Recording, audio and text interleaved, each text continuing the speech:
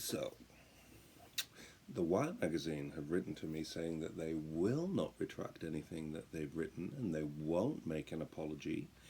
And I just have to lump it, and that actually it's constructive criticism to say that I should stop working, to call my daughter charmless, which they said they were referring to the character, but we all know charm is a physical attribute. Charm is not referring to the writing of the character. You know, calling a kid a charmless girl child is referring to the child. No, clearly. I mean, that's obvious. Um, and so they also won't retract these multiple statements that I and my work should be ignored and then hopefully forgotten.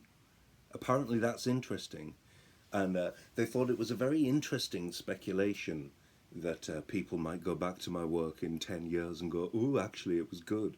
Well, that's not a very interesting speculation, especially given that on Friday, Discrepant are releasing my work from 20 years ago that at the time people wasn't thought releasing or interesting, and now people are saying, "Oh, it's ahead of its time," blah blah blah. Well, yeah.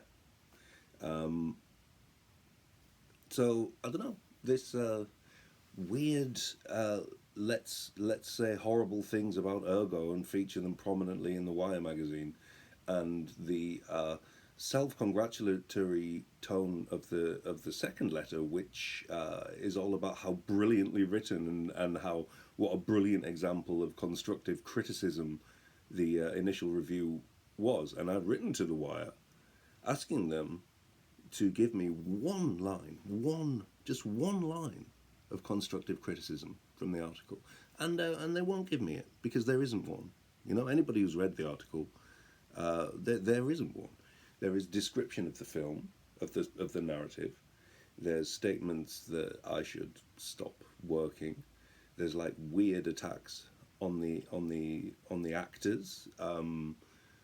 Calling Ariadne a charmless girl child, referring to Lottie de Presteville Bowater, one of the greatest songwriters in the world, events curator, classical pianist, as a local lass. There is no constructive criticism in the initial thing, and the fact that they've decided to back it up with letters from readers who, interestingly, I can't find these people. I've been researching. I can't find them. They don't seem to be on Facebook or Instagram. There's people with their names, but I'm fairly sure that's not the people who read the avant-garde music press. So unless our two emailing correspondents actually only use email and don't use the internet at all, I don't know. Maybe they could get in touch with me. Maybe you two guys, whatever you're called, Gaz and Ross, get in touch with me. Tell me why you hate my work so much and why you feel that you need to write commending the journalist for attacking my work, and you need to write saying that my work should be forgotten. I'd like to know. I mean, I thought nobody knew my work. You know, I'm underground. Nobody knows what I do. I don't have any audience. I don't make any money. I'm literally homeless, right? So, who are these people who hate my work to this extent that they want to write in about how dreadful it is and how I deserve it? It all just stinks a bit, doesn't it? And the tone of the second letter, which describes everything that the initial review isn't. It isn't constructive. There is no constructive criticism in there. We understand, we know what constructive criticism is. Constructive criticism isn't sort of like dissing and belittling the actors and saying that the person behind it should like be stopped from working.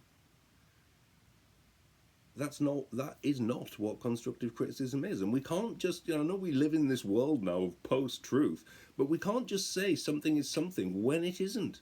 And the text is there in black and white. You can read it. We all know what constructive criticism is. And actually what this looks like towards me is a smear campaign from the Wire magazine, which I wonder why that's happening. I wonder why. Hey, Wire magazine, why don't you review Sammy Madoon's Oud Music from Gaza?